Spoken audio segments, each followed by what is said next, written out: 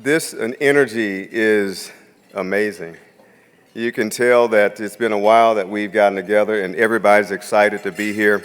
I talked to Luana earlier, and you all know Luana, and she said we could have just done one big reception and not even dinner because everybody enjoyed talking to each other. So good evening. Good evening, even with salad in your mouth. Good evening. Where's the energy? Welcome to the College of Engineering's 25th Alumni Awards induction ceremony. As you just saw on our video, a lot has happened since we last hosted this event, which makes this evening's ceremony even more special.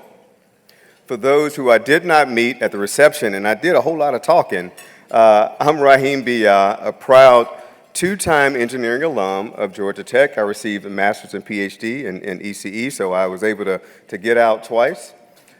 This is a special, special night, not only for our illustrious award winners, but for everyone here, including me.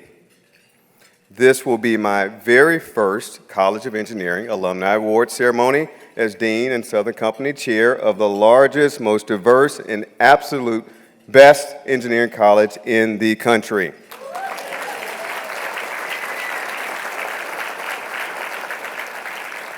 Diversity is incredibly important to me and one of our main pillars of the college today and going forward. And with that, I want to note that in Atlanta, I live on ancestral homelands of the Muskogee people. At Georgia Tech, I work on the ancestral homelands of the Muskogee people. Tonight, we're located on the ancestral homelands of Muskogee and Cherokee peoples. It's important to acknowledge that the lives we lead and the work that we do all take place on these indigenous lands. We gather here to celebrate engineers.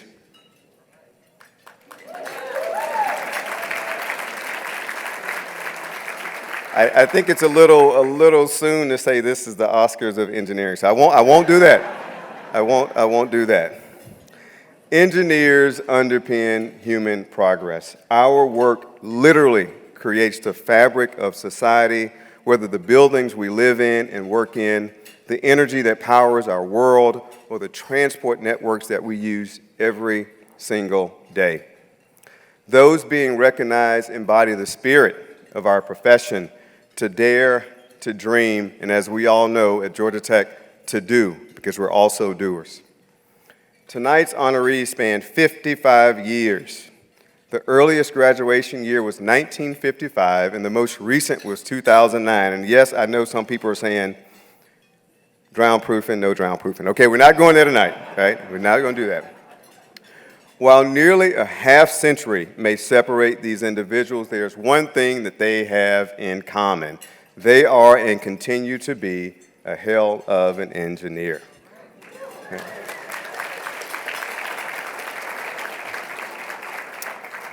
Tonight, the years and our shared Georgia Tech experience, they bring us together.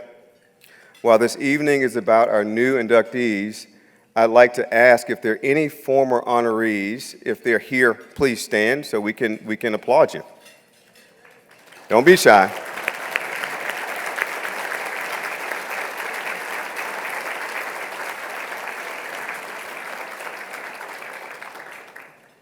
I'd like to recognize a few very special guests tonight.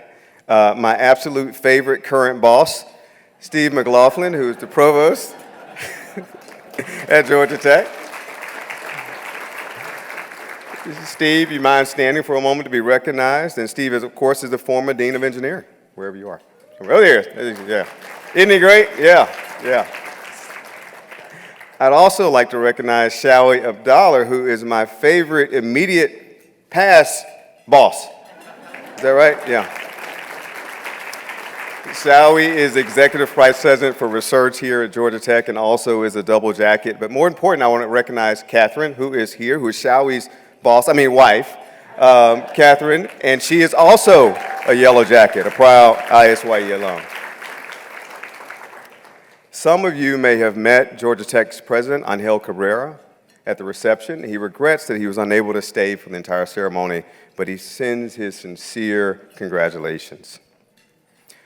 Those of you who find yourself in a leadership position, you know that the success largely depends on the people that you surround yourself with, the people that you work with. This is certainly true for me as dean. So at this moment, I'd like to introduce our school chairs in the College of Engineering, and they have worked tirelessly to lead the engineering programs at Tech, especially during this very difficult time. So, when I call your name, chairs, if you were there, I've seen most of you, please stand and remain standing. So Mark Costello, who's a chair, William R. T. Oakes Professor in the Daniel Guggenheim School of College of Aerospace Engineering. Mark, there you go. That's a nice jacket you got, Mark. All right. Everhard Voigt, who's the David D. Flanagan Chair, Georgia Research Alliance Eminent Scholar in Systems Biology, and he's representing Michelle Perdue, who's the interim chair of the Walter H. Coulter Department of Biomedical Engineering at Georgia Tech and Emory. Chris Jones, who is one of our latest inductees in the National Academy of Engineering. You just saw Chris. Chris is the John F. Brock III School Chair of the School of Chemical and Biomolecular Engineering. Chris, all right.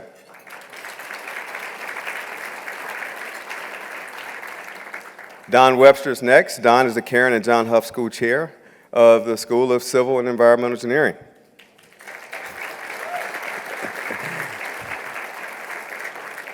Arjit Ray Chowdhury. Arjit actually could not be here with us, but he is the new school chair of the Steve W. Chaddock School Chair of ECE, but he sends his congratulations. Edwin Romaine. Edwin, I think, is here. Yeah, I saw Edwin earlier. He is the H. Milton and Carolyn J. Stewart School Chair of the School of Industrial and Systems Engineering. Edwin. Naresh Tadhani, who's the School Chair of Material Science and Engineering. Naresh, all right, Naresh, there we go.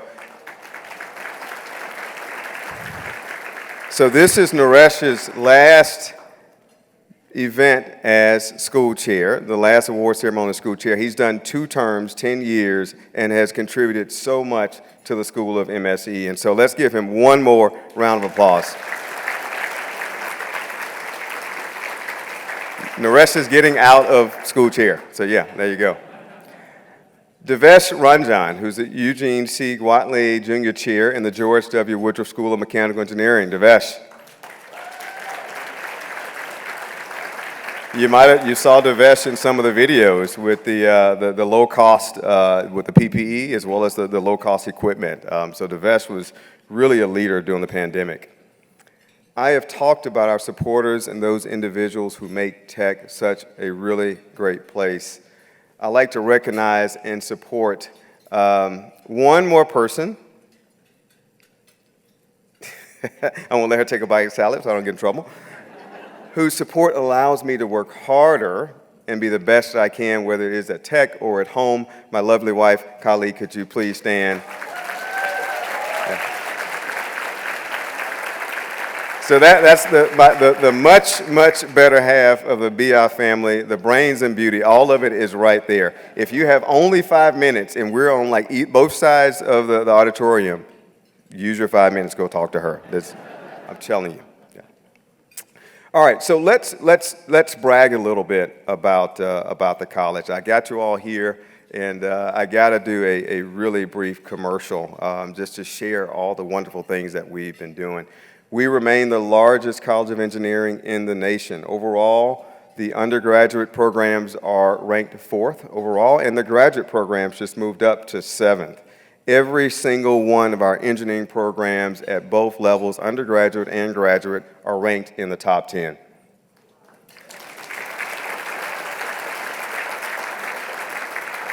This is largely a result of the folks that just stood up and were acknowledged, our school chairs. They worked very hard to ensure that Georgia Tech is even better than it was when you left.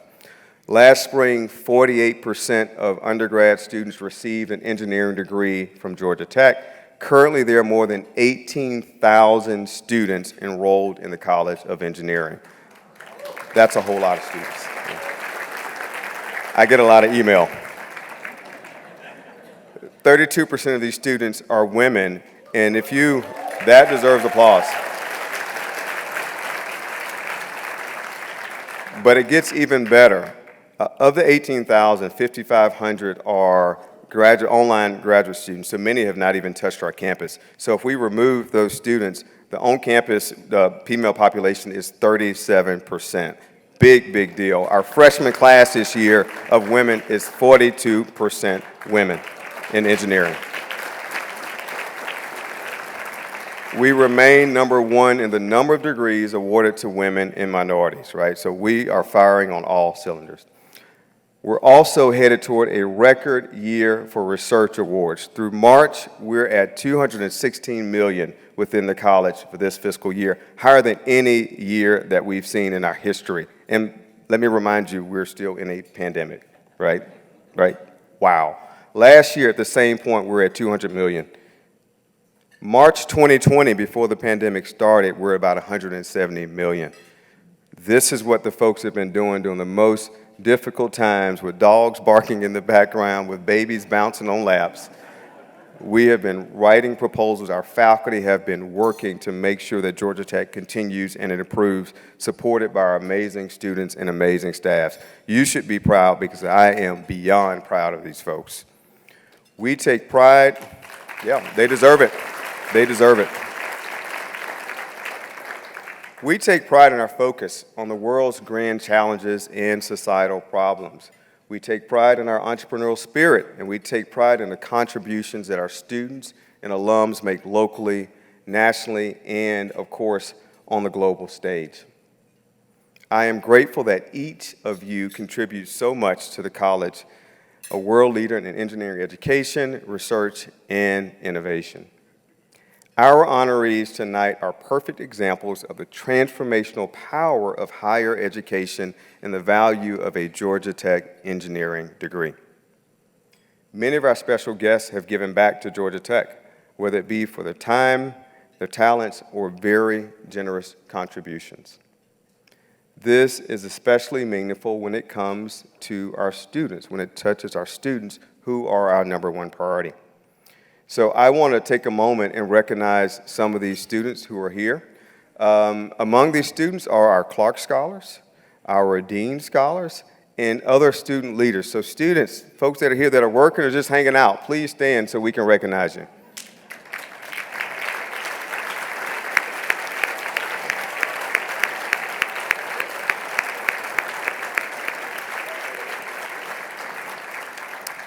Our future is bright. We all know that an engineering degree from Georgia Tech can take you far in life. There are more than 100,000 Georgia Tech engineering alums. You can find them across the globe, from Belize to Botswana, and from Tanzania to Trinidad. While these graduates all have an engineering degree from Georgia Tech, their professional journeys have taken them from boardrooms across the U.S. to careers as ranchers, judges, ministers, mayors, which we saw, and of course, you have a few deans of engineering here. I would also like to point out that tonight we honor, for the first time in our history, a husband and wife couple. And we also are honoring a father and son. I mean, I've met all these folks, and they're just mind-blowingly amazing. Now, I'm pleased to introduce our guest for tonight, Wanya Lucas. Wanya is an industrial engineering graduate from Georgia Tech, and since graduation has had a long and illustrious career in media. She is amazing, and part of it is because she's brilliant, but then there's some other stuff that I'll tell you about, and then you're going to see like, oh, yeah, well, of course she's amazing. She successfully led a number of entertainment brands, from the Weather Channel to TV One to the Hallmark Channel. Her current boss at Crown Media, Mike Perry, we got some dirt on you. Mike describes Wanya as a thoughtful, transparent, and authentic leader, traits that we know have served her so well during her rise through the ranks both in the media and in the corporate world. Even though Wanya is now based in Studio City, California, she has deep, deep connections with the city of Atlanta that will endure. She told The Hollywood Reporter that her uncle, Hank Aaron, okay, so now you're starting to see, this is just the beginning of wow. He provided lessons that's guided her own trailblazing path to success. She also considers her father, Mr. Bill Lucas, a career role model. He was VP of Player Personnel for the Braves from 1976 until he passed away in 1979, becoming the first African-American executive to run a Major League Baseball team. Wow. But we're not done.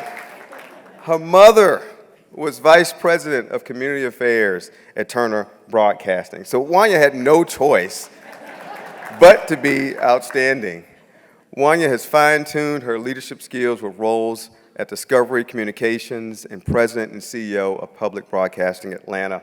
At Crown Media, she is the first female to hold the title of CEO. I consider it an honor and a privilege, yes, yeah. She's a boss. It's an honor and privilege to have her with us tonight. Wanya, please come to the stage. It's all yours.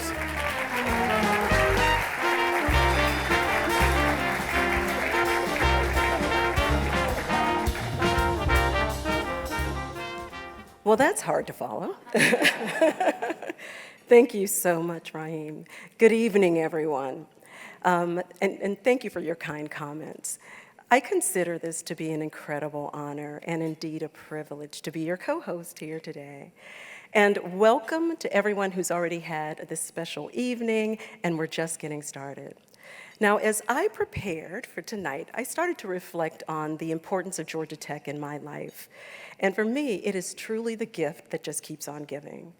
From presenting my very first science project in high school to delivering my very first graduation speech December of 2020, Georgia Tech, the campus of Georgia Tech, has really meant a lot from the beginning to the end of my education and more.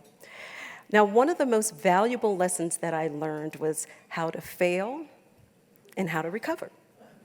Now, that's important, especially in media. Now, lucky for me, I don't fail too much. A little bit. But through the lowest lows and the highest highs, I learned to appreciate the lessons that I learned at Georgia Tech. At Georgia Tech, I learned to be scrappy. I learned to be vulnerable. I learned to be resourceful, humble, collaborative, and victorious.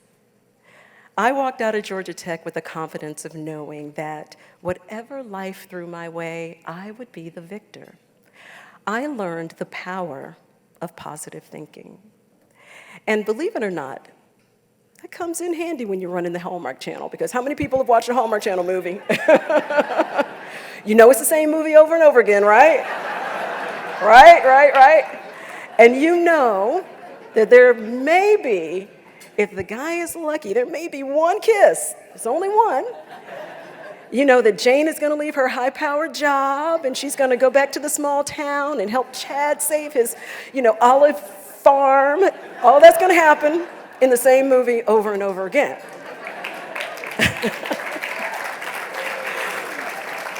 But the best thing of all, and really the thing I love most about working there, is there will be a joyous ending. Right? There'll be a joyous ending. There will be positivity. So my day job, as I just described, is all about drama. But tonight we're about reality. And the reality is that we have the pleasure of honoring some of the most extraordinary alums that Georgia Tech has ever produced. Tonight, we recognize we are in the midst of excellence and greatness in this place and in this moment. And it makes me particularly proud to be a graduate of the College of Engineering at Georgia Tech, especially when I look at the amazing careers of our alums who are being honored. Tonight, we have a wide range of honorees, from Ronald Yancey, who was the first Black graduate in engineering in 1965.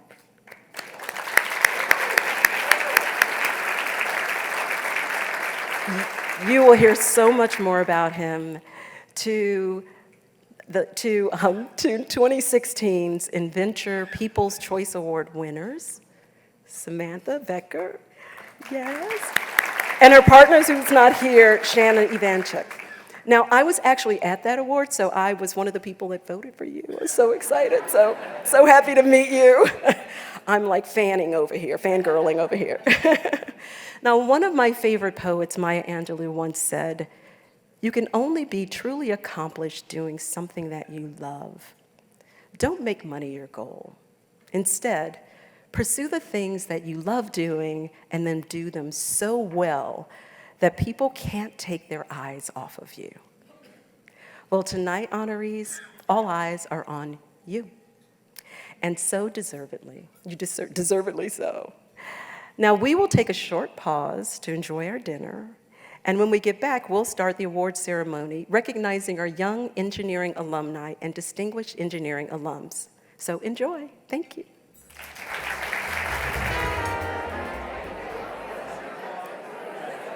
All right, it's that time. Everybody enjoying themselves? Was the meal good? Yeah? All right, yeah. Applause is a good way to transition. Yeah. Thank you so much.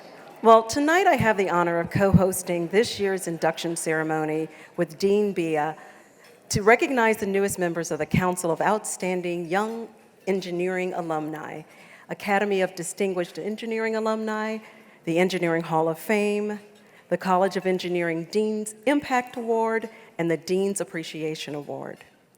Now, to get to know our winners in a more personal way, we have asked our new Council of Outstanding Young Engineering Alumni and the Academy of Distinguished Engineering Alumni to answer one of these three questions.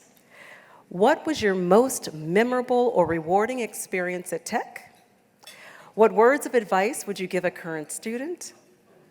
And how has Tech impacted your career?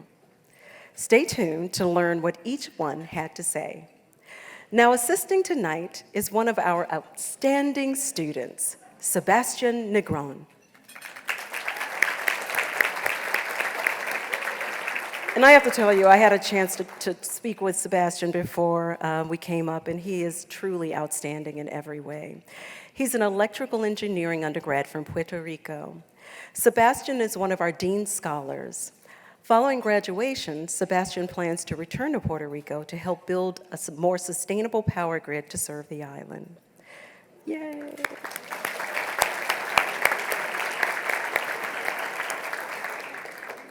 We begin by recognizing our Council of Outstanding Young Engineering Alumni. Now, these rising stars are starting to build their legacy for the future. The Council recognizes alumni who, at an early stage of their careers, has distinguished themselves through professional practice and/or service to Georgia Tech, the engineering profession, or society at large.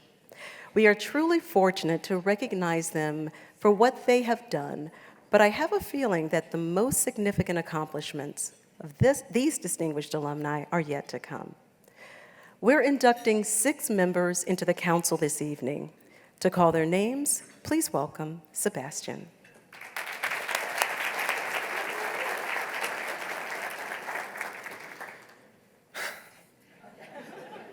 Hola, mi nombre es Sebastián Negrón.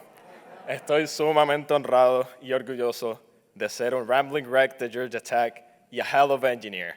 And now for those of you who are wondering what I just said, hello, my name is Sebastian Negron. I'm honored to be and proud to be here. I'm a Rambling Wreck from Georgia Tech and a hell of engineer.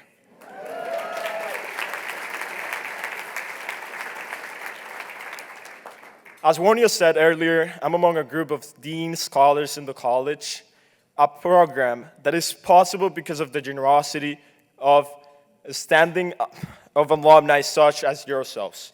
And I personally want to thank David and Ann Flanagan for my scholarship. I am truly grateful for this. You made it possible for me to be here tonight.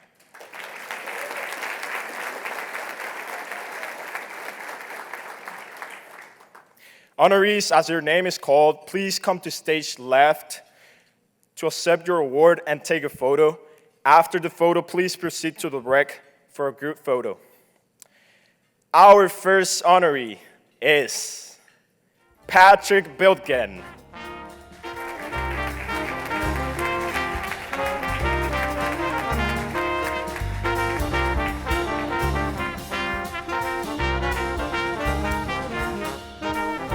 Patrick wanted to give an advice to current students by telling us that Georgia Tech taught me that there is more to problem solving than just equations and formulas. You have to learn to tell the story from beginning to end. Why is the problem hard? What is the benefit if we're successful? What is new and novel in your approach? And why is the problem worth solving? I also learned that nothing is impossible if you're able to question all the traditional assumptions and approach the problem from a completely different angle.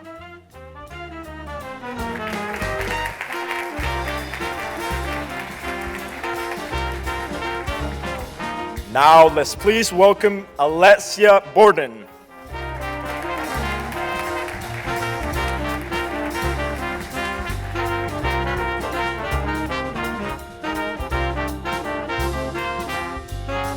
Alessia gave us some insight as how tech has impacted her career by telling us, I'm surrounded by engineers every day at Alabama Power Company, just as I was in my private environmental law practice.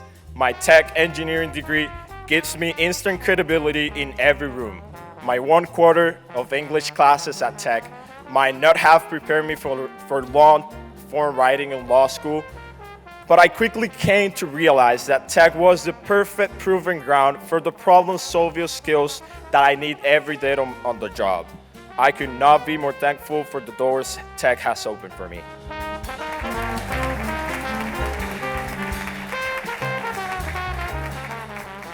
And we now honor Christopher Brassell.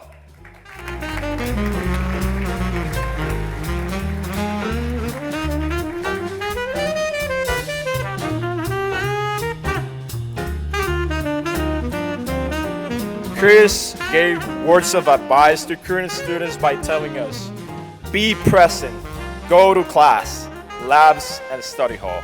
I promise this will pay off.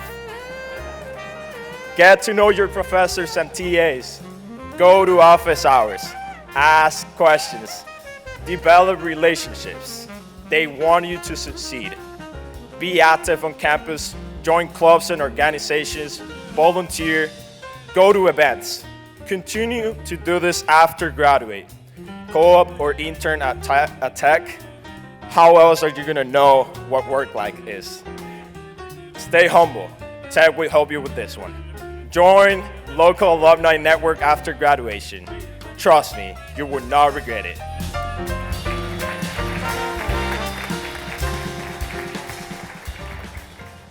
Our next honoree is Keith Huron.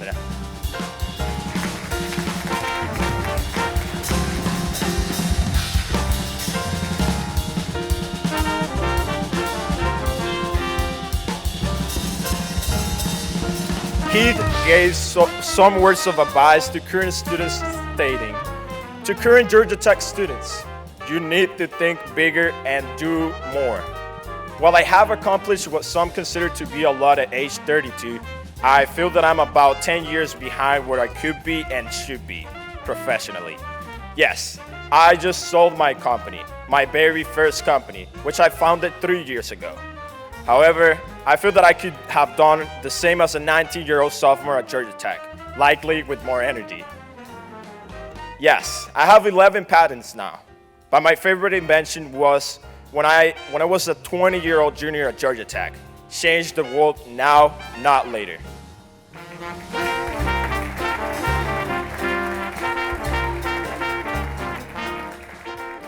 We now welcome Garrett Langley to the stage.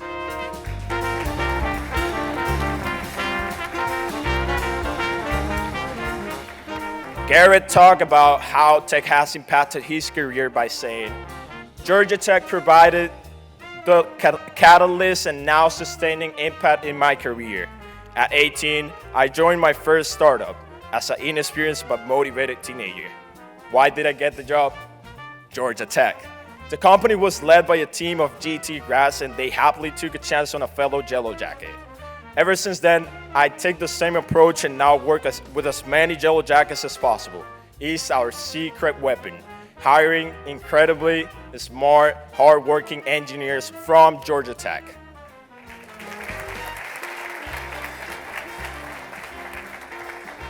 And our sixth and final honoree is Chip Wade.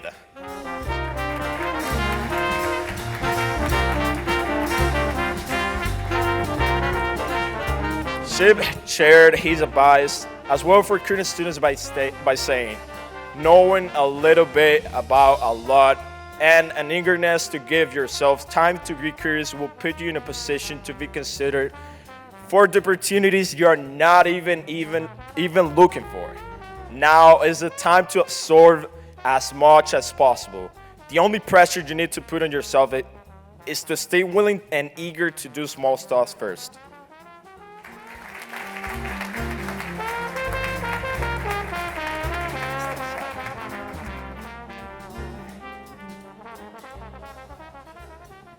Aren't they simply outstanding? One more round. Yes. Yes, so proud, so proud. So again, please join me in congratulating the Council of Outstanding Young Engineering Alumni. Now, can't clap enough. Now we move up a notch in seniority to induct the Academy of Distinguished Engineering Alumni. Now, as compared to the members we just met who may be working to get their children, thinking about getting their children going to go to Georgia Tech, we now induct folks whose children may have already become Yellow Jackets.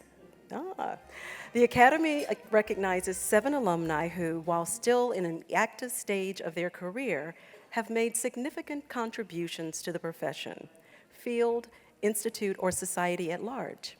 They've already made their mark as senior leaders in engineering, management, industry, academia, or government. These individuals and their work demonstrate how a diverse career path can be based on an engineering degree earned from Georgia Tech. They also are asked to respond to one of 3 questions. What was your most memorable or rewarding experience at Tech? What words of advice would you give a current student? And how has Tech impacted your career? You'll be able to listen to their answers in their own voices. Honorees, as your name is called, please come to the stage to accept your award. After the photo, please proceed to the rec for a group photo. Thank you.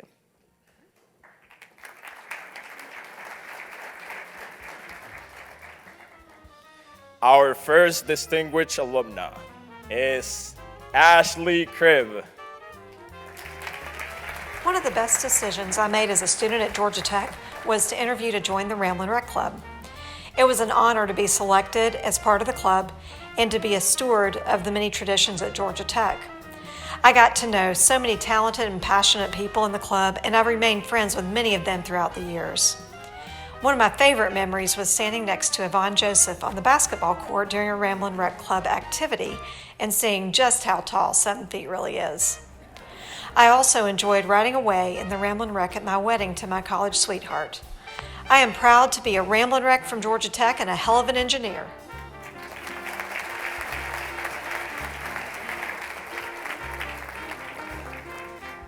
Let's now listen to what honoree Dennis Frendel has to say.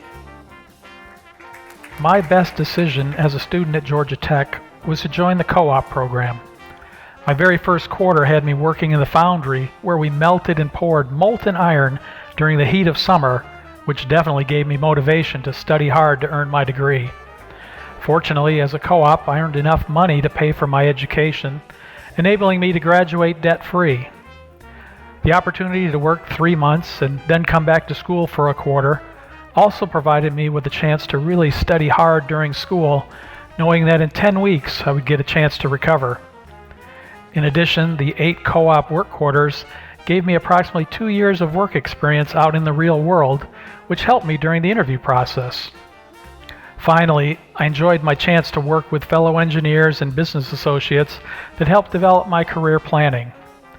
Throughout my time in the Mentor Jackets programs, I encourage students to consider this program, hoping that they too will gain the experience and rewards from it that I did.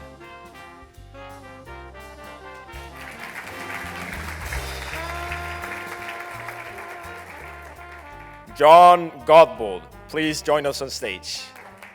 While I wish beating Georgia at Grant Field or between the hedges was more of an annual tradition, there are traditions which do occur at Tech every year that I hold dear. The Rat Hat, Mini 500, Pi Mile Race, and the Rec Parade are certainly in my top 5.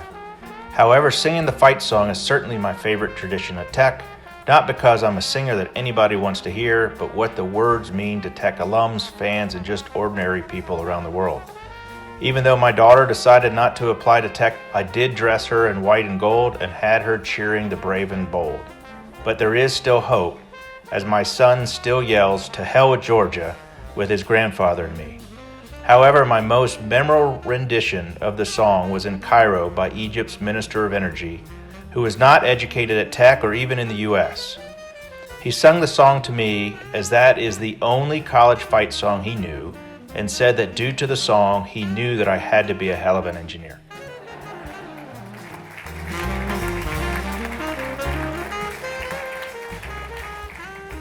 Our next honoree is Calvin Mackey.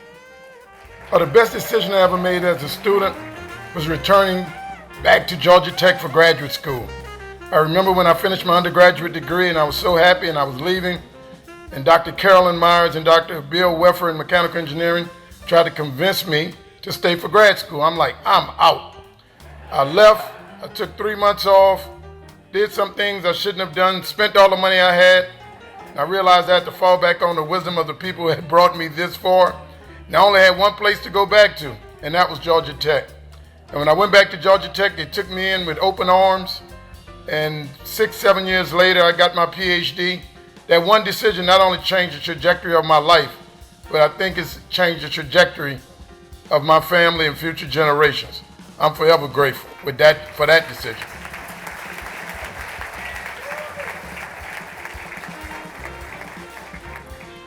We now honor Amy Montaigne. I came to Georgia Tech in 1979 on a dual degree program, having earned a BA in art history. After 4 semesters in civil engineering, I was still struggling with the rigor of the math and science. I was talking with my mother about whether I should stay at Georgia Tech. Finally, I looked at her and said, "Mom, I am different and I think differently than the other students.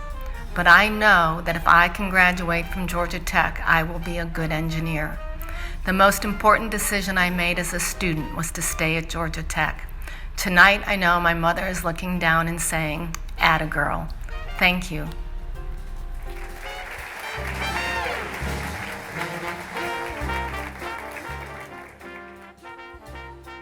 Please join me in honoring Angela Nelms.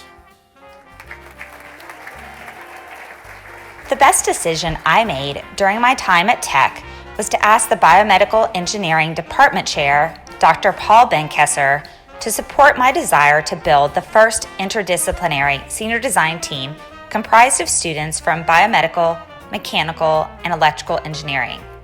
This unprecedented request showcased our ability to utilize diverse cultures and knowledge bases to develop an innovative technology. We were required to receive approval and complete the requirements from all 3 departments, which included writing 3 papers and completing 3 presentations. Selfishly, this was a huge asset during my subsequent job interviews. Now, interdisciplinary teams at Tech complete the same work as departmental teams and receive their own award category at their capstone presentations. This step was a reminder that just because it has never been done doesn't mean it isn't time to be brave and break the mold.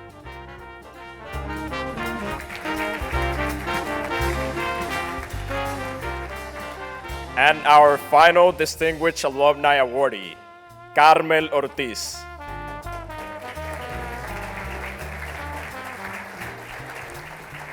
The best decision I made as a student was to participate in the co-op program. I had 2 amazing jobs. The first was at Hayes Microcomputers, back when it was a startup. Do you remember the external 9600 baud modem? My second job was at the Georgia Tech Research Institute. Through both of these co-op jobs, I gained valuable experience that helped me to get a job when I graduated. It also allowed me to earn money to help fund my expenses, including frequent trips to the 3rd Street Tunnel Pub.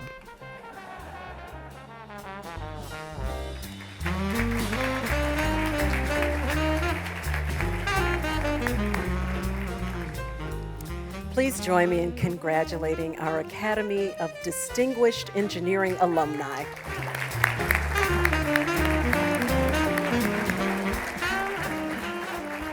Okay, now, following our dessert, we'll return to induct our newest members to the Engineering Hall of Fame. Enjoy. Thank you.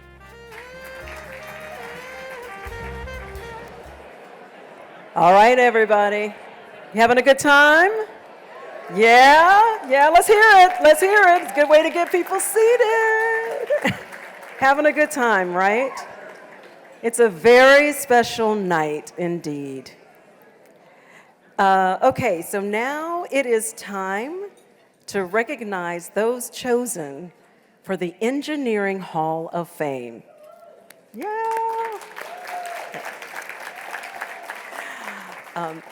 These are individuals holding an engineering degree or an honorary degree from Georgia Tech.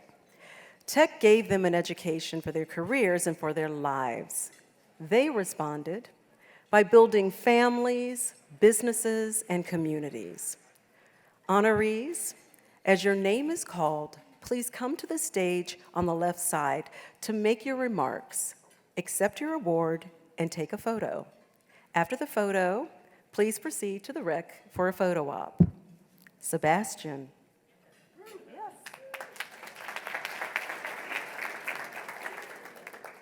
We now honor David and Jennifer Bailey.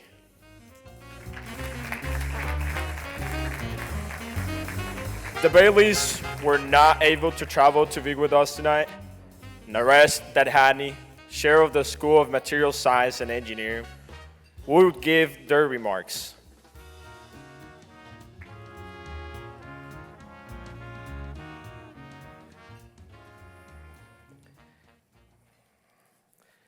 It's a tremendous honor to be here to convey some remarks that have been provided by Jennifer and David Bailey. These remarks have been written by Jennifer Bailey, and again, it's a true honor to convey those. So here it goes. Good evening. It's great to be with you all tonight through this virtual message. When Dave and I spent our time at Tech in the middle to the late 1960s, we could not have imagined that we would be one day up being honored as Engineering Hall of Fame inductees. But I must say that our experiences at Tech provided us with many, many life tools that supported our paths through our careers in industry. She goes on to say that when I entered Tech, the sons of several of her dad's business associates also entered during the same period. Several were bold enough to tell him that as a girl, she'd never complete her Tech degree. Some years later, her dad got the last laugh as only his girl made it to graduation.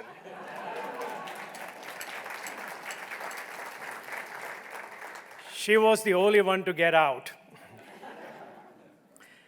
Tech during those years was a hard place to be a co-ed. Many professors did not believe that women belonged at that school. She was one of 100 women among 6,000 men, which was not easy.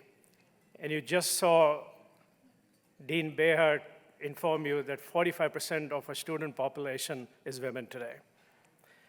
But it was part of a preparation for life in the manufacturing industry. And in his last quarter at Tech, Dave and Jennifer met for the first time, an introduction that seems to have worked out okay for them. That's what she says. It occurred 53 years ago. Jennifer goes on to say that our careers spanned more than 3 decades, all with one industry-leading global company. We believe we helped improve both our company and our customers' product experiences during that time. Dave spent the latter part of his career with a high-impact internal consulting group. His efforts were focused on helping smaller plants and units improve the efficiency of their people and better integrate into sometimes unfamiliar global supply chain. He likes to point out that he was still using many tools he learned when at Tech studying business systems design. We continue to actively support tech and the students in our respective discipline of material science and engineering and industrial engineering. Thank you for the honor of being included in the Engineering Hall of Fame.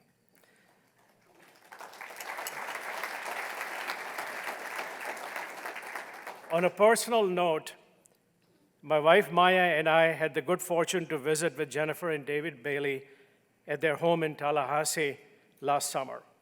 I was honored to present the College of Engineering Alumni Hall of Fame medal to each of them in person.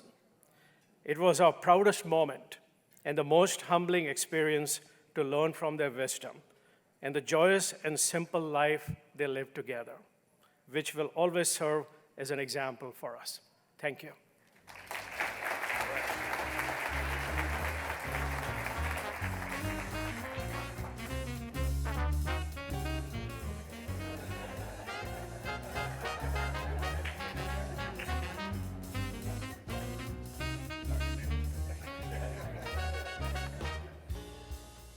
Once again, let's congratulate Jennifer and David.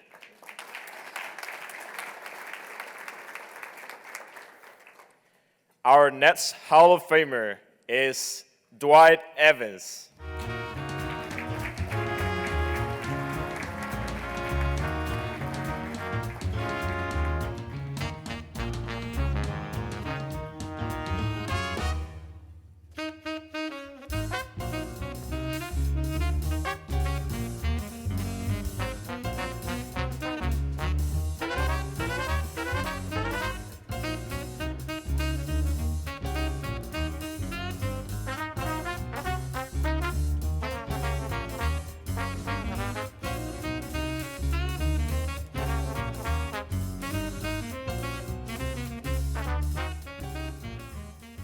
When I entered the first grade, I had one major goal.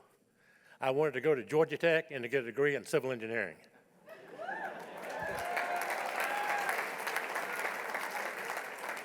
"16 years later, I accomplished that goal, and I enjoyed it so much I went back and got a master's degree. If we had time tonight, I could tell you the name of every professor I had in civil and environmental engineering and how outstanding they were and how much they influenced my life.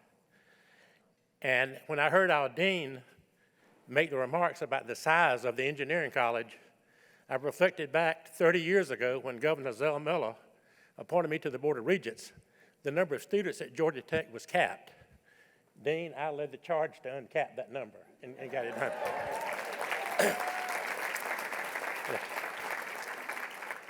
At Georgia Tech, I learned how to think, I learned how to solve problems, and I learned how to work.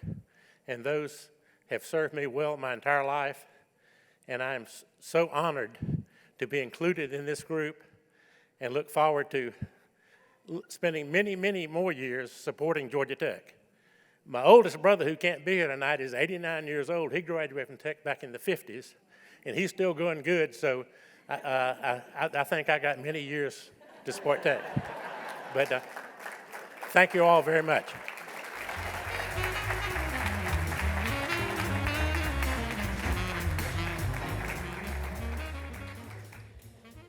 Please welcome David Flanagan to the podium.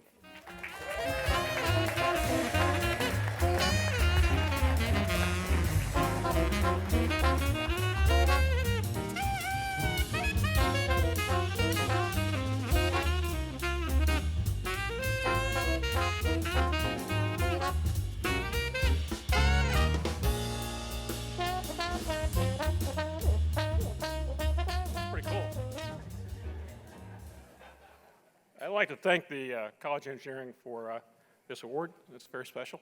Thank you very much. I'd also like to thank the College of Engineering for providing me with a phenomenal education. You know, I think it set me off in my career in the right direction and taught me how to think. I will tell you, though, I've got out 46 years ago. I've still had one grudge, and I want to tell you about it.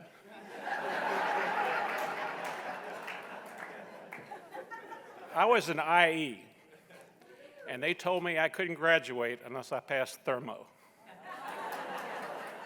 And it's like, come on, thermo? I don't need thermo.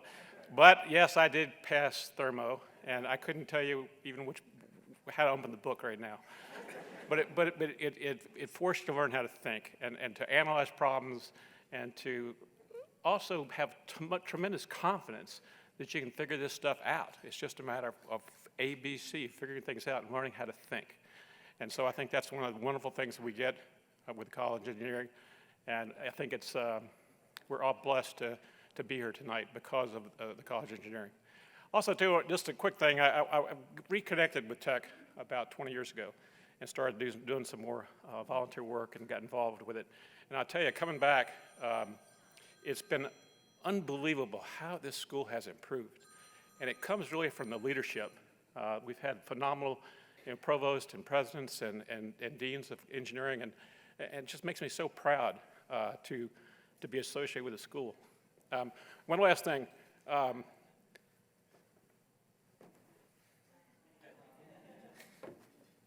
You too can have that kind of moment.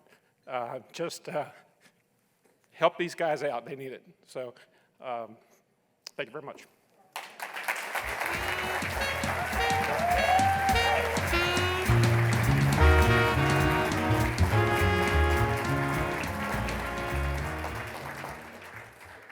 Wow, just wow. We now turn to Bo Godbold. Join us on stage.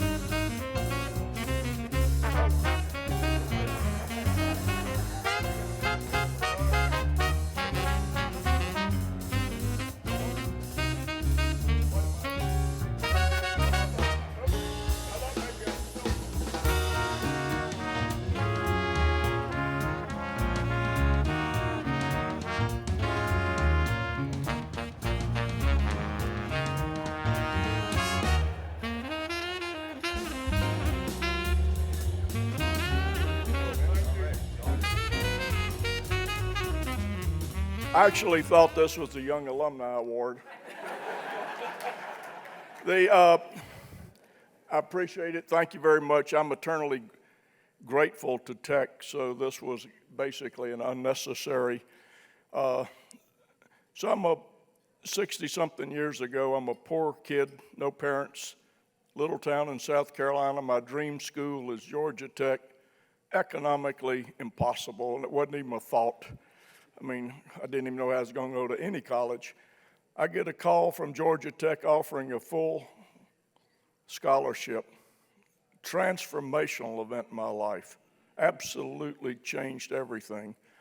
And one of the things that I'm so impressed with our country is that we're so much more becoming a meritocracy where education is a great equalizer.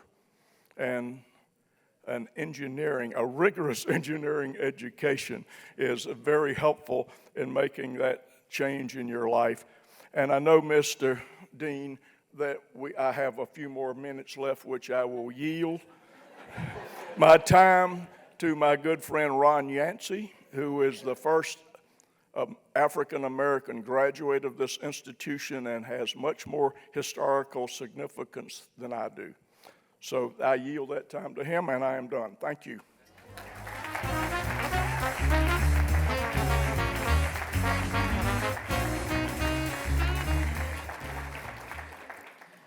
We now welcome Hall of Famer James Pope.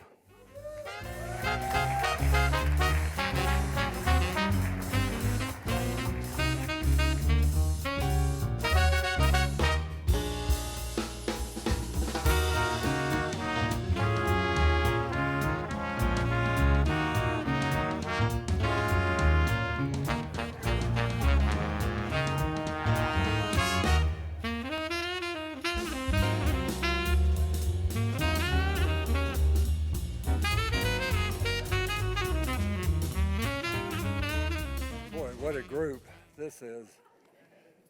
So I first came to Tech in 1951 or 52. I was about 10 years old. My uncle was a professor in the aeronautical engineering department. He was a specialist in wind tunnel testing. He wanted to show me his lab. I thought that was really cool.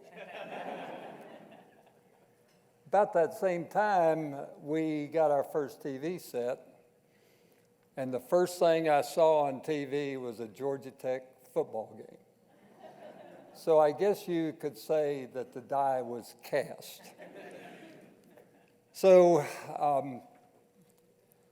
I applied to Tech, was accepted. I checked out the co-op department.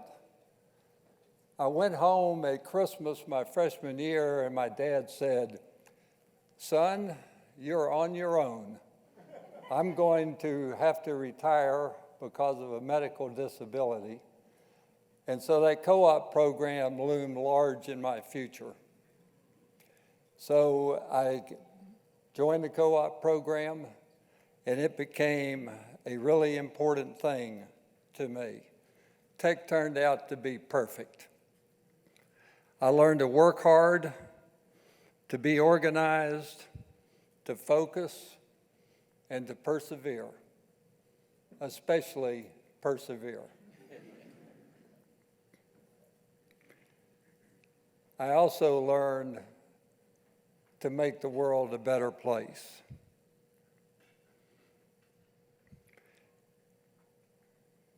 I'm now involved in CreateX. CreateX is our program to inspire entrepreneurial spirit among undergraduate and graduate students. We have a goal to launch 300 new ventures per year within the next 10 years. That's a lot of work, and that's a heavy lift. So for all of you guys who have energy out there, I'd like for you to think about mentoring one of these startup companies. I'll guarantee you, you would have the ride of your life. Dean, thank you so much for this honor. And also, Provost McLaughlin, thank you for getting the process started. This is 3 years in the making. I'm pre-COVID, so.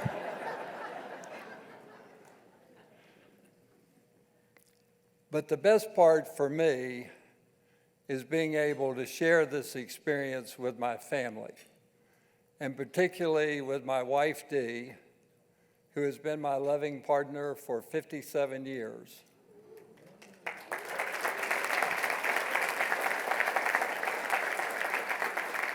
My son, Brian, who hadn't been around quite that long, and my daughter, Kristen, and her husband, Adam, and my grandson, Brennan, who all have made it here at some personal trial and tribulation, I might say.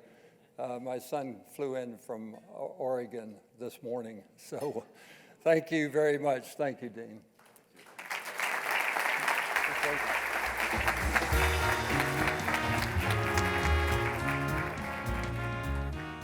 Our next Hall of Famer is Agustin Ramirez.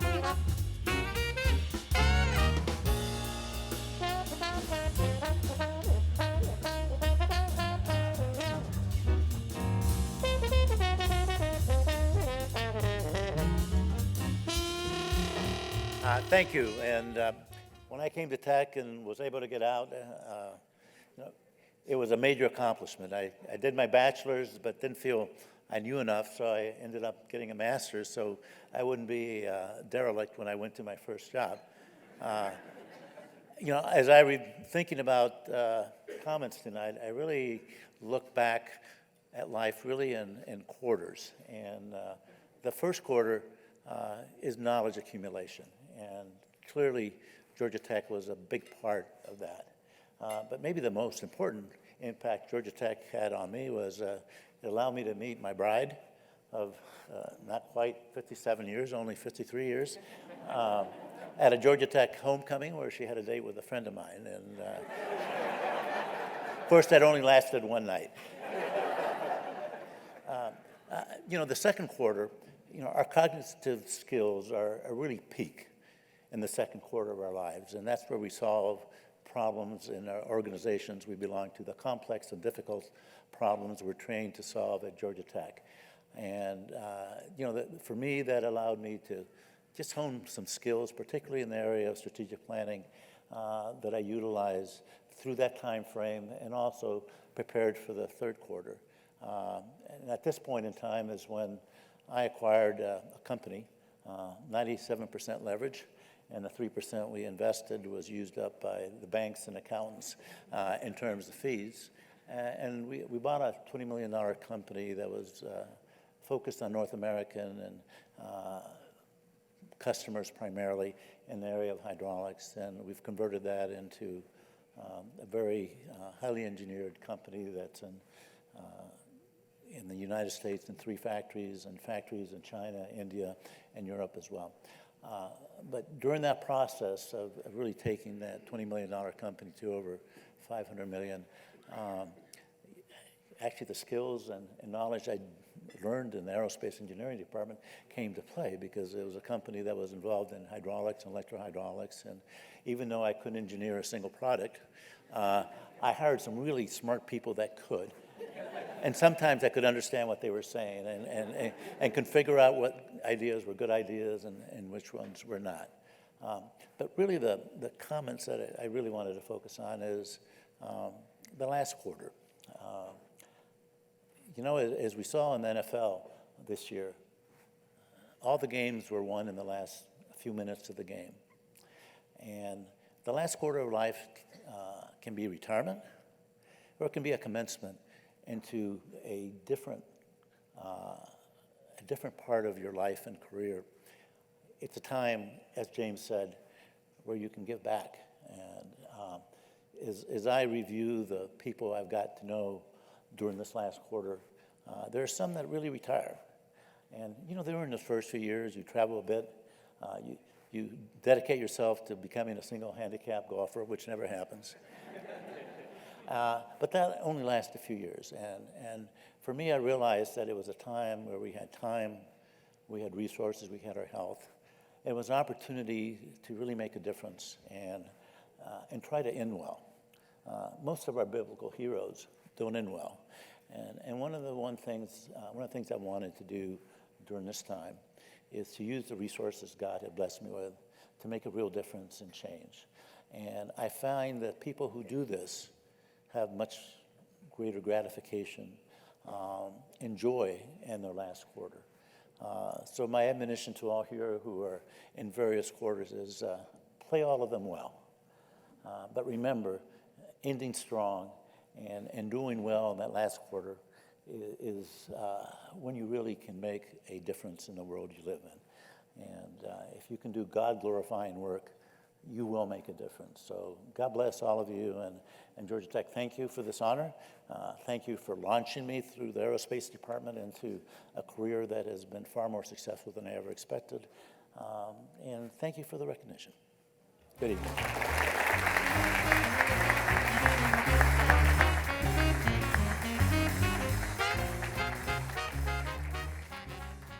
Robert Torres.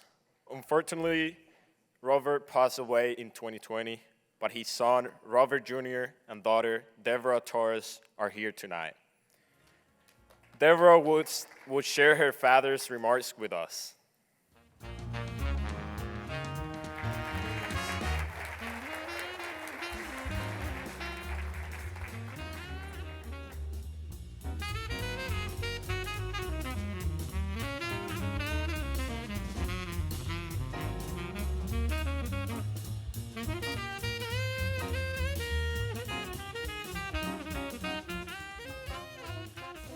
I'm Deborah Torres, IE of 81, and my father, Bob Torres, loved Georgia Tech. He was proud to follow in his father's footsteps there, his father who was an engineer on the Panama Canal and created a way to run a road across the marshlands. He felt that Georgia Tech truly led his path in life. He met his lifelong friends at Georgia Tech. Because he was Air Force ROTC to get through his degree, he trained at Homestead Air Force Base, and there he met his wife of 60 years. When he came back from serving, he enrolled and received his second Georgia Tech degree. He worked full-time while earning that degree at a company he eventually bought. And that company, Torco Inc., he grew to be the largest small parts job shop in the Southeast. When he wanted to expand into a related field, he bought Cut Quick Corporation, a commercial mower manufacturer, where he fully used his engineering background to develop a commercial mower that could mow slopes up to 45 degrees. Eventually, he expanded into other ventures in Brunswick and Marietta, including commercial and residential real estate, and he built the largest marina in coastal Georgia. He was extremely proud that he was the third, myself the third, and eventually the fourth generations have graduated from Georgia Tech. Since his oldest great-grandchild is only 5, we have a bit of time before we get that 5th generation commitment. He felt so strongly that Georgia Tech provides a superior education that he has established a full-ride scholarship for students from Glenn County. I encourage everyone out there, when you get the ability, to try and support scholarships for students too. Thank you for this tremendous honor. I'm sure that he would be enormously pleased and proud to receive this award. Thank you.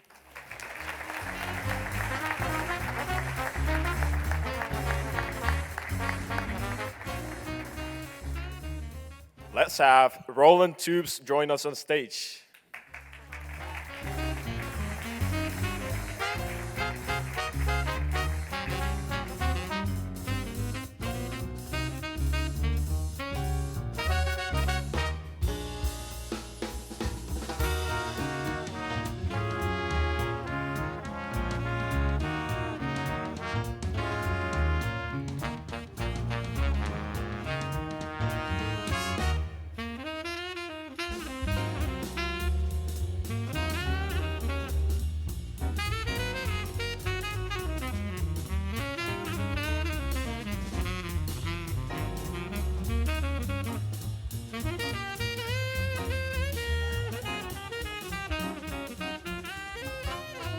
Don't want to mess up my hair. You got to be careful.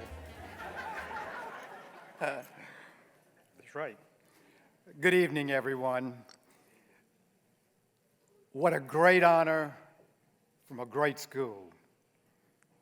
I'm very humbled, deeply appreciative, and so proud to be a Ramblin' Wreck from Georgia Tech. Not just tonight, but ever since I left the North Avenue Trade School. It's meant so much to me in my career, and it's meant so much to my family. Let me give a few thanks. First of all, the College of Engineering. And I, too, owe thanks to 2 deans, Dean McLaughlin and also Dean Bia. Because Steve McLaughlin called me in December of 2019, and he said, "Roland, you've been selected." And I was thrilled to death. And then he disappeared. And COVID hit, and we heard from the new dean, and he said, "COVID's over.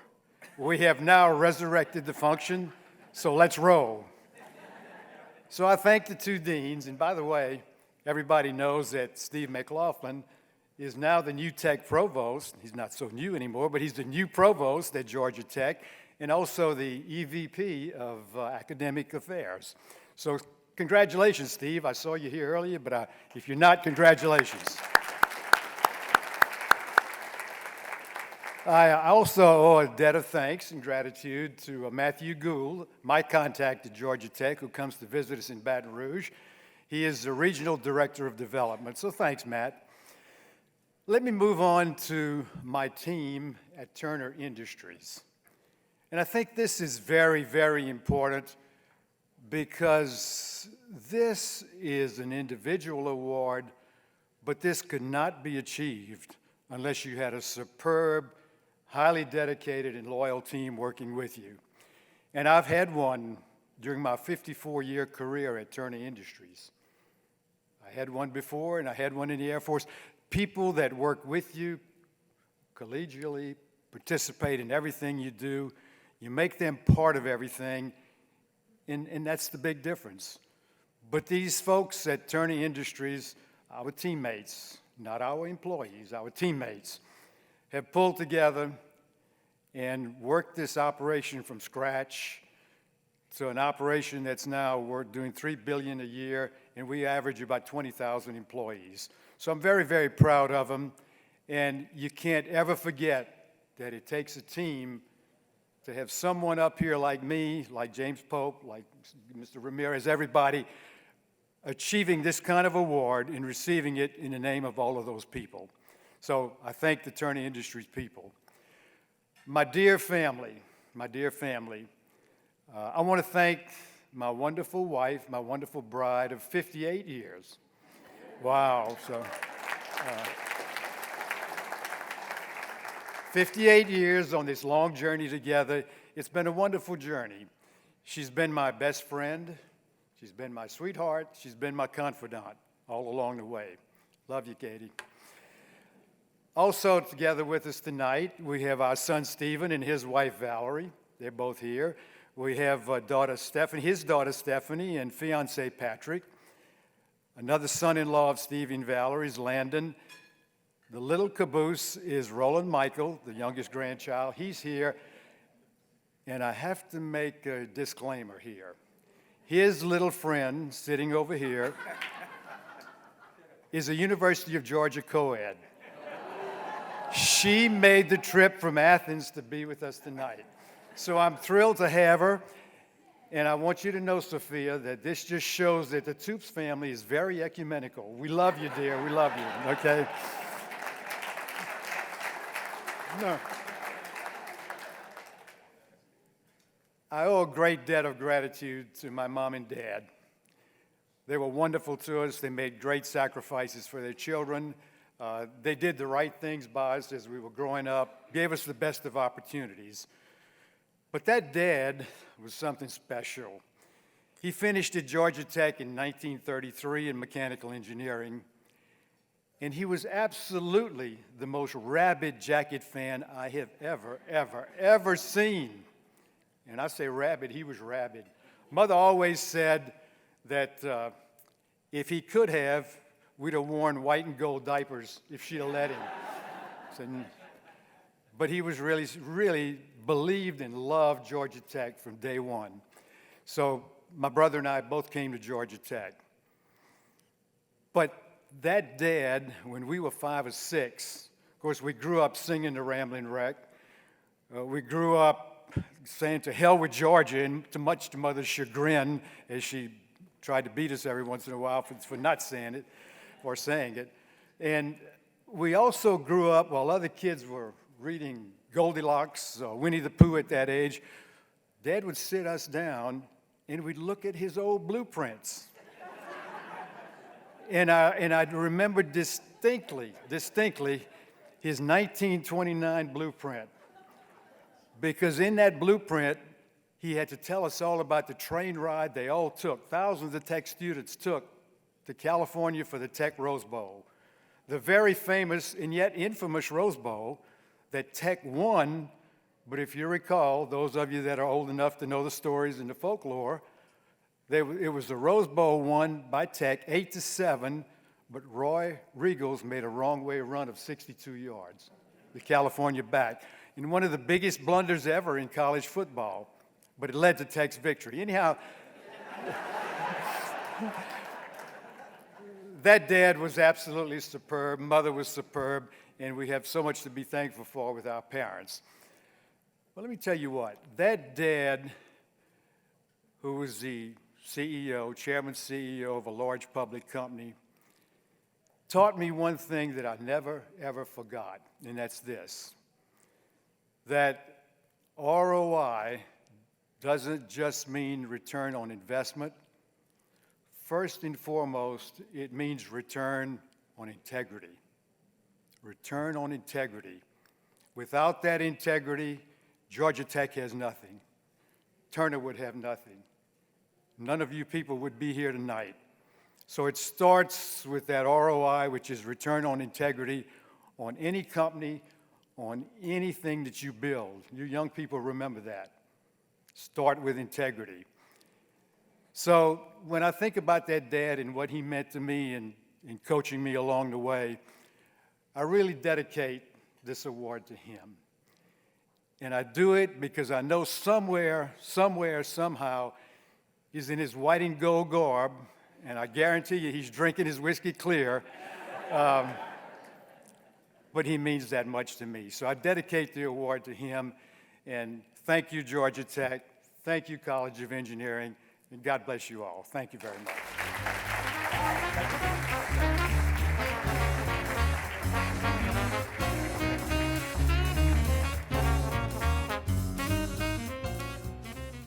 It is now time to honor Caroline Wilder with her award.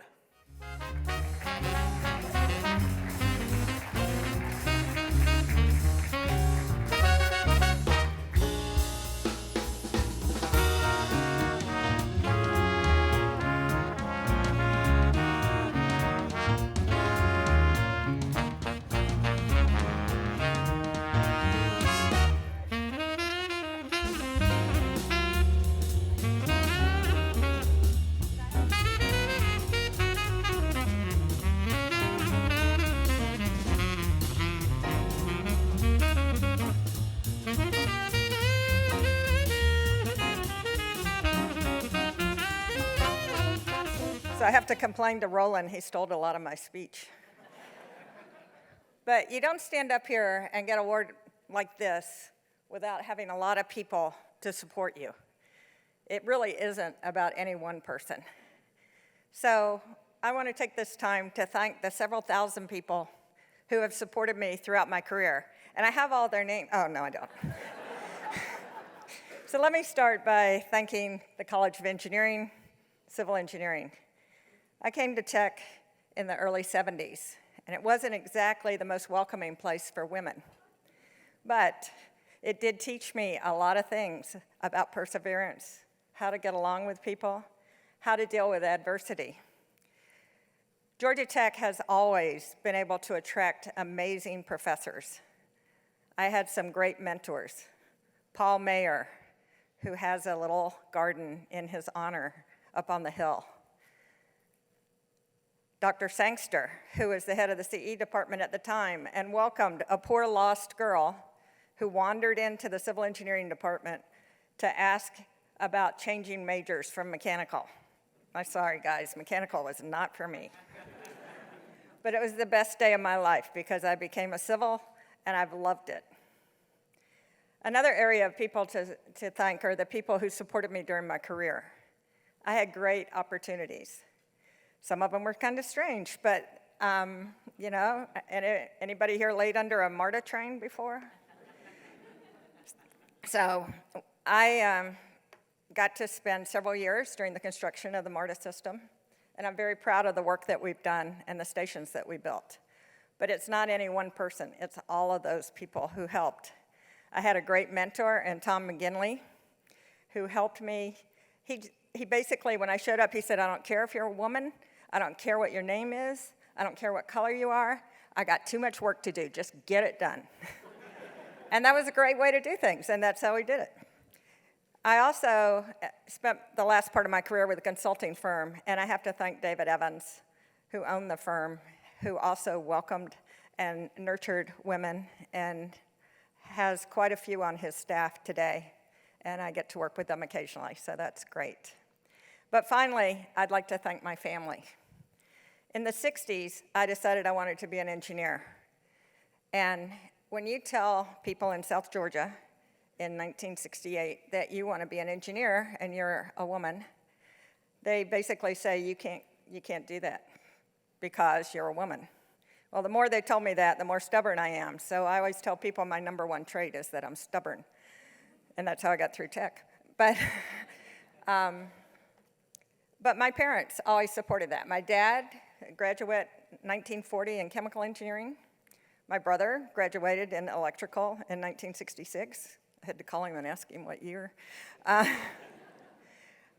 But my parents really supported me. They never batted an eyelash. Now, maybe they did back behind my back, but they supported it. Dad had to go to the high school, Glenn Academy in Brunswick, and tell them to send my transcript to Georgia Tech because they refused. And that would have been in 1971 area. So I really appreciate that. I've had great support from my family. I have many of them here, and if I tried to name them all, I know I'd leave somebody out. So they're all right there. Thank you. But I do want to mention two of them who are here today, and that is my sister, Judy Ream. So Judy taught me my numbers. She taught me my letters, too. But she also taught me about the world. She took me places that she probably shouldn't have. She bought me pistachio ice cream, even though I didn't like it. She did. But I had, it's just great to have someone who leads you through your early life and shows you what the world can be. But the other person I want to thank is my husband, John. We met on the Tech campus the third day I was on campus. And I always tell people I believe in love at first sight because I met hundreds of guys in those first 3 days. Not many women. But I remembered him. And oddly, he remembered me, but not my name. And that's another story. But eventually we got together, and we're Pikers. We've only been married, we're going to celebrate 49 years this year. So I really appreciate that. But I would like to thank the school, the dean, head of the civil department, everybody, for giving me this award, and I really appreciate it. Thank you.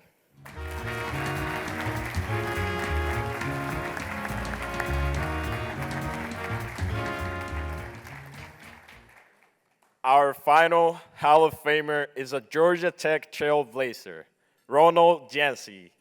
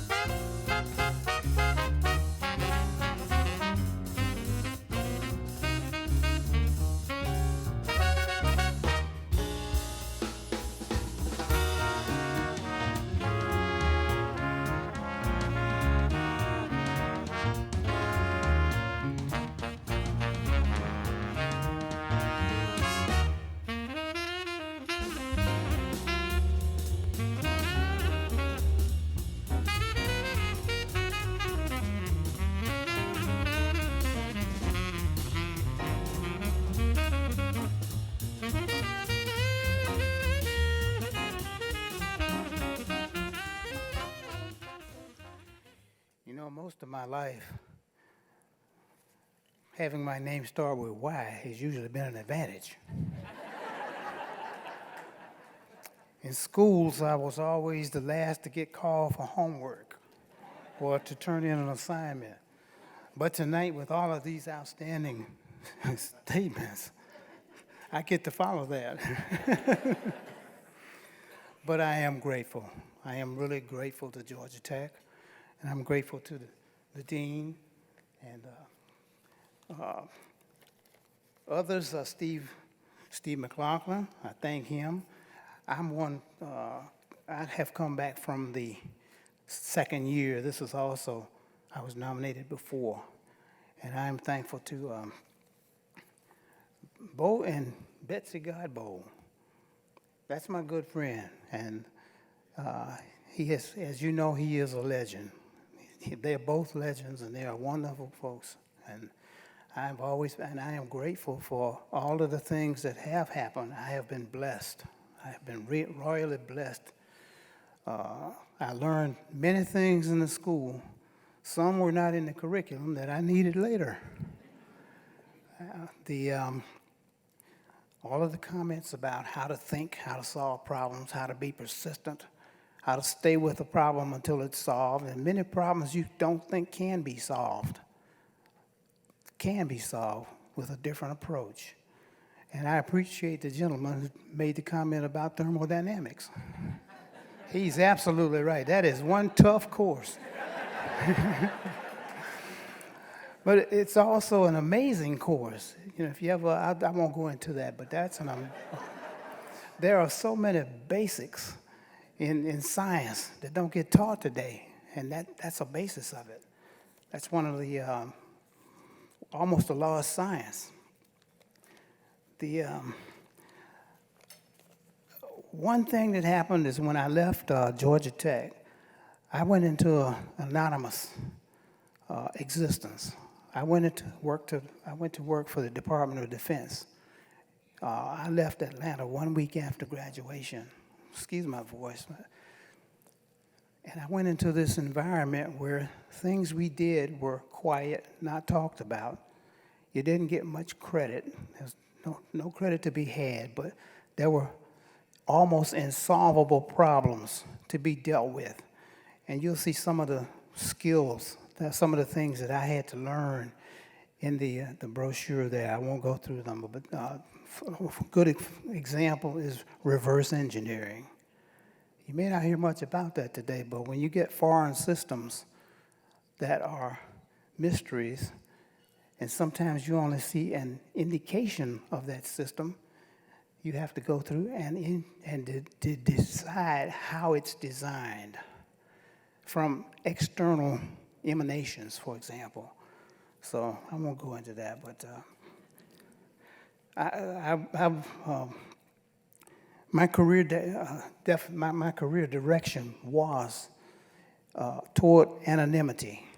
So I was in a quiet environment for years, and I had to learn a number of things, and I had to lead a number of teams. And I actually came back to Georgia Tech to recruit for that environment. And I just want to tell you what a valuable service that comes from Georgia Tech in providing for our national security. And we need a lot more of that. We need a lot more. It's even more important today than ever that we train people and how to think and how to lead and how to formulate and to be persistent enough to tackle some of the problems that we have. Tend to be quiet and out of sight. And DOD, I went in during the time of the Vietnam conflict, and I worked on systems that were deployed. And in fact, there was a battle between Department of Defense and the Selective Service system here in Atlanta.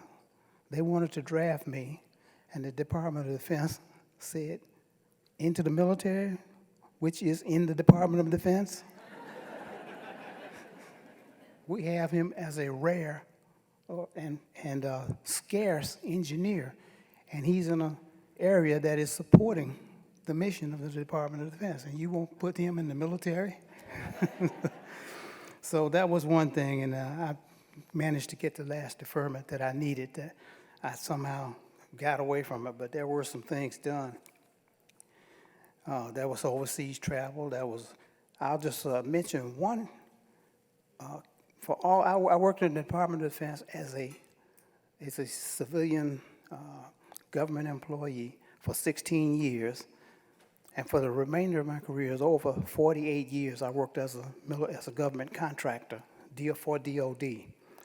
And there was an award at one point while I was working for the government that arrived in the mail 2 years after a system that I worked to deploy. And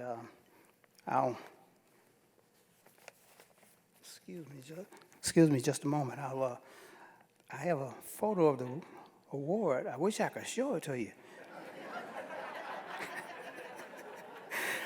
Not because it's classified, but what, it's not really. What happened is the award is so strange. It shows a, again, it came in the mail. There's no government agency named on the award. There's my name, there's a U.S. Eagle seal of the United States. There are 2 stars, and there's a statement. It has my name. It does mention that I won this. It says, "For it is the lot of some to be assigned duties for which they may not speak. Such work is not for everyone, but those who accept the burdens implicit in this silent labor realize a camaraderie and sense of value known to few." Special programs, and it has the year on there.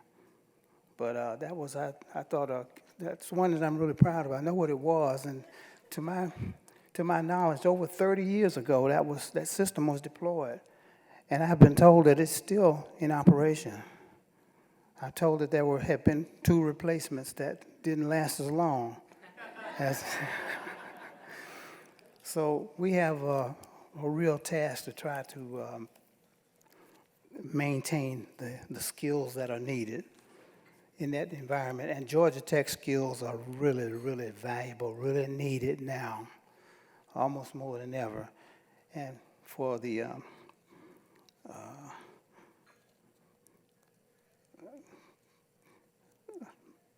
I would like to also mention my family.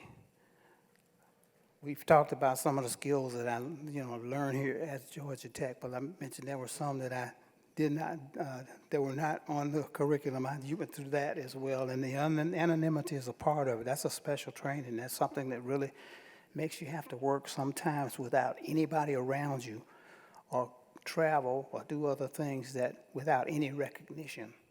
And there are things you can't talk about, you can't say, you have to deal with family. But I've had a wonderful, wonderful, supportive family, both my parents and my brothers and sisters. I had 6 brothers and 2 sisters. One of my brothers is here tonight. It's Kenneth Yancey and his wife, Jean. There.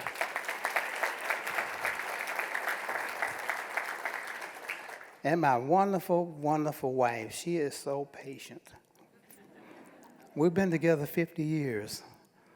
And that tells you how patient she is. We have 4 wonderful sons, Tate and Stephen. By the way, it's Stephen's birthday. Happy birthday. And here tonight are Gregory and Jason, and his wife, Marie. Notice the 3 children in front of you, how well-mannered they are.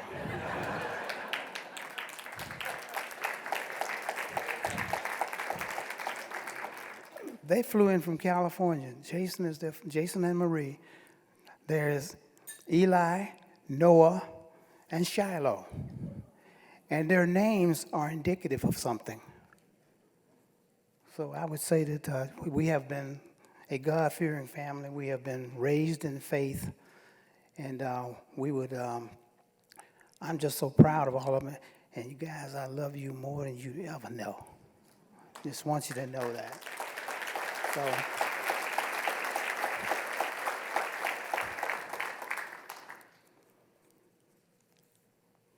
So I will again express my gratitude. There's one update. I have contributed to the Georgia Tech class roll call ever since I've been out, and I have the missing years, and so it's over 60 years, about 62 years now, I believe, and I will continue to support this. I'm not rich, but whatever I got.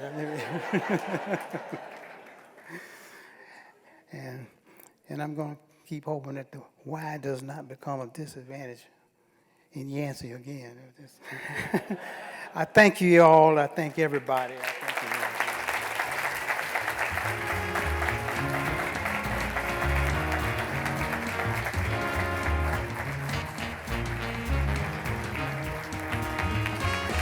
Let's give it up, everybody.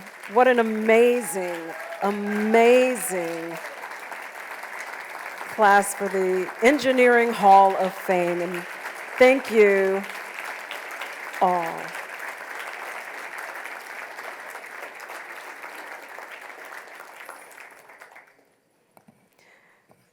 Now, that's a hard act to follow.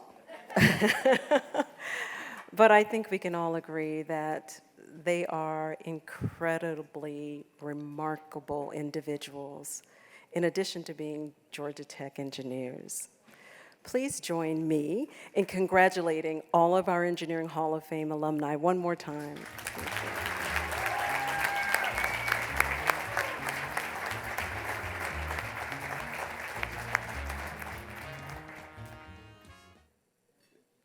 So one quick observation. When Jim Pope got up and said he had been married for 57 years, my wife looked at me and said, "That's a long time."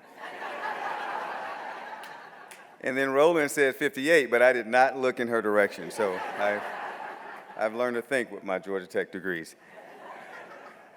All right, so we're almost there, 2 more awards. So let's get started. In 2017, we actually established a new award here in the College of Engineering, the College of Engineering's Dean's Impact Award. We wanted to recognize our alums who helped meet some of the societal challenges across the globe. Those that are receiving the award embrace engineering for its community and worldwide impact. They are truly guardians of the legacy of tech engineers who are not only value-driven, but who are also inspired to make an impression which is hands-on and lasting. These individuals are making a difference one life at a time. I have the great pleasure of presenting this award to Trupani, a company founded by civil and environmental engineering graduates Samantha Becker and Shannon Ivanchek.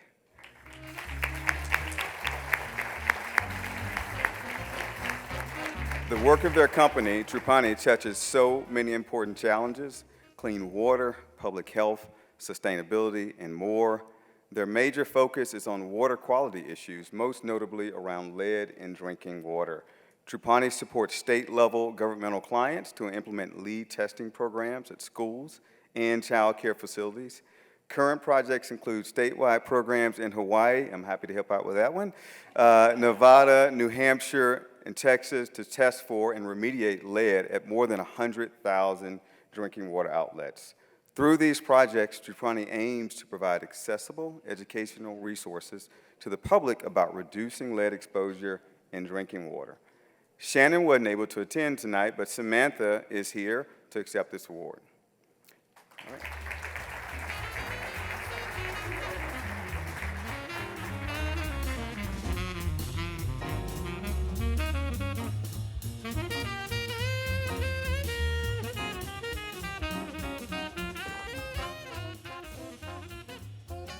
All right, well, thank you so much. Like Dean said, Shannon can't be here, so you guys are stuck with me. So we started Trupani right after we graduated, and we certainly would not be where we are today without Georgia Tech. It's been absolutely amazing. So we are on a mission to get the lead out of drinking water, and it's truly an honor to be recognized by our alma mater for this award. We know that Flint, Michigan was not an isolated incident. Lead in drinking water is a concern across the entire country, and it disproportionately affects our most vulnerable populations. So thank you again for this award and the recognition of our hard work. It's been an honor. Also, please, if you can, donate to the War on Ukraine Student Relief Fund that has been set up by Georgia Tech with the help of Marta Garcia over here. Thank you.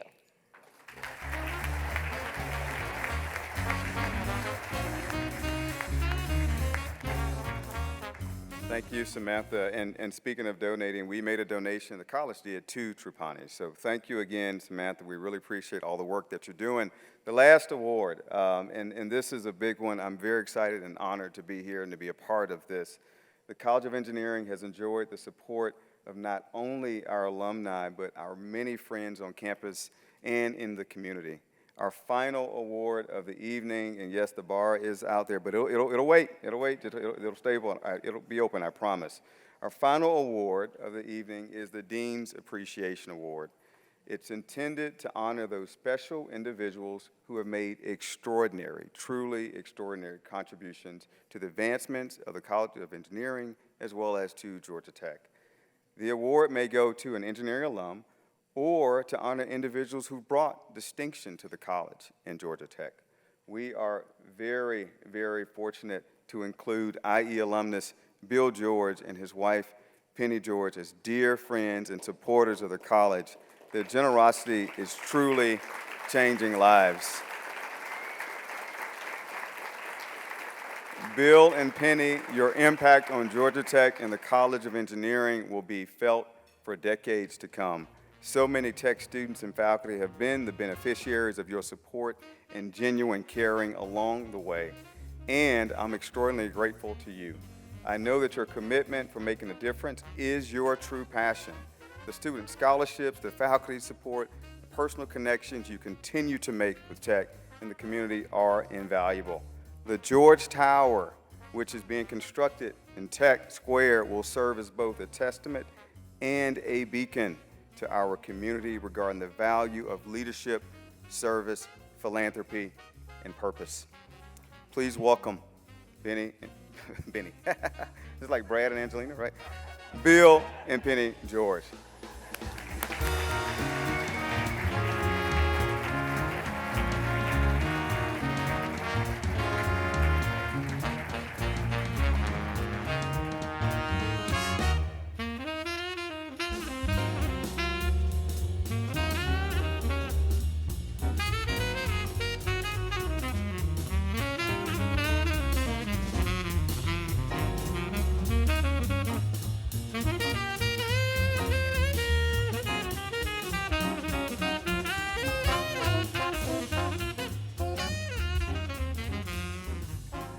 Keep this short, but it's a great privilege to be back at Georgia Tech and receive this award with my wife of 53 years.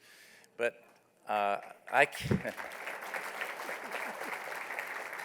who has run our family foundation for the last 24 years, done a fantastic job.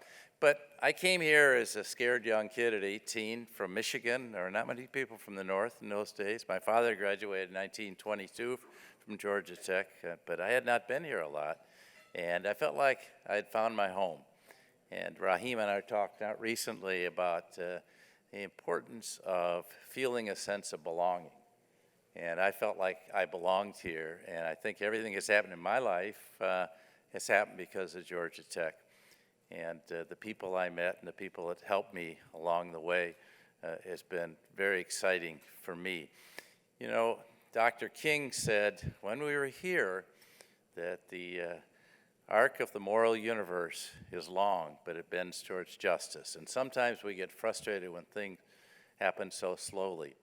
But if you just look around at Georgia Tech today, you'll see a university that's been on the lead role of that. We were so thrilled our sophomore year when the first school in the South to peacefully integrate. And see people like Ron Yancey graduate from the school. It's amazing. Georgia Tech graduates more black engineers than any school in the United States, maybe any school in the world, and more women engineers than any school. And I think that's something really to be proud of, what we have turned out at Georgia Tech. And the other thing I would say, I've been teaching leadership at Harvard for the last 19 years. And if you look, most Georgia Tech graduates go on to be leaders in one way or another, of companies, of organizations. And it's rather remarkable because we don't think of ourselves as a school of leadership. We think of ourselves as a school of engineering. But we've turned out amazing leaders. And when I see somebody like Garrett Langley, who I met when he was 18 years old, back in 2005, and what people have accomplished and the entrepreneurs that this school has turned out and difference they're making in the world. So I think at this stage in life, you feel like you really aren't leading anything, but you try to help other people along the way. And that's the greatest thrill for me, to see what all of you are doing in making this world a better place for everyone. So thank you very much.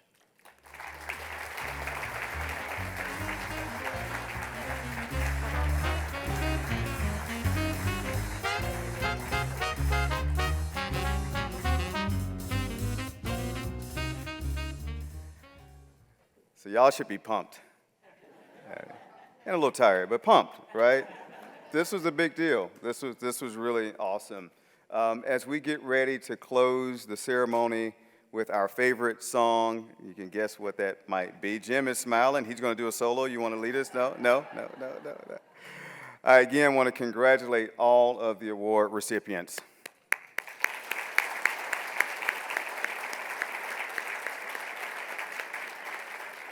I want to thank Wanya Lucas for being such an amazing co-host for this occasion. And y'all got to witness the Sebastian show, right? That was awesome. Congratulations. Sebastian is 17, by the way. At 17, I was nowhere near a room like this, I'll tell you that. Thank you, Sebastian.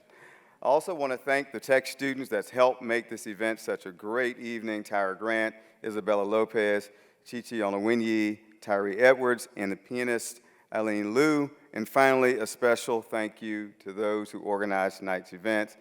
Lawana Ellis, Lawana, where are you? Everybody knows Lawana. Kay Kennard, Candler Hobbs, Candler's running around with a camera somewhere, Jason Mader, and so many other folks that have worked tirelessly to make this the wonderful event that it is. Inductees, please stick around for a moment after so we can get a group photo. It has been a pleasure to have you with us. For those who wish to linger a little longer, please join us for drinks. I know y'all been waiting for me to say that. Please join us for drinks in the reception area. This time, please stand and welcome the Georgia Tech Alumni Marching Band and join us for singing the Ramblin' Wreck, including our friend from University of Georgia. You must sing. Good evening.